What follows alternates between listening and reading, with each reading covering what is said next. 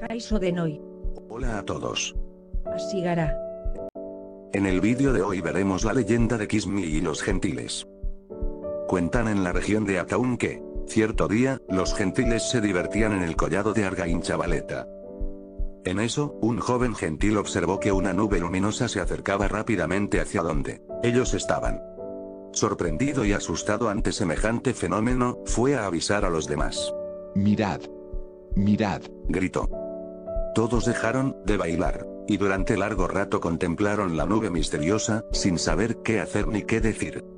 Finalmente, decidieron ir a pedir consejo al más viejo y sabio de los gentiles. El anciano nunca salía de la cueva en la que vivía. Nadie sabía cuántos años tenía y algunos ni siquiera lo conocían.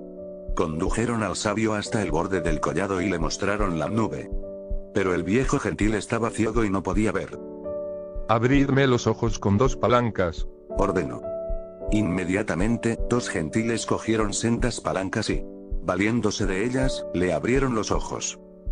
El anciano observó la nube durante mucho tiempo, mientras los demás, nerviosos, esperaban. ha nacido Kismi, Dijo finalmente. y ha llegado el fin de nuestra raza. Echadme al precipicio. Y los suyos lo echaron peña abajo.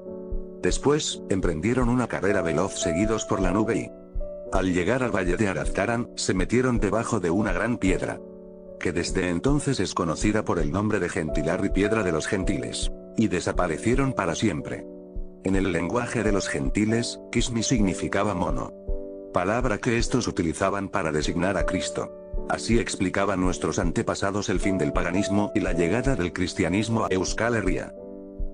Anualmente se representa la Gentile Netorrera, llegada de los gentiles en Ataún, fiesta basada en los dichos antiguos y la mitología de Euskal Herria. Si te ha gustado no olvides suscribirte y dar a me gusta. Eskerrik asko.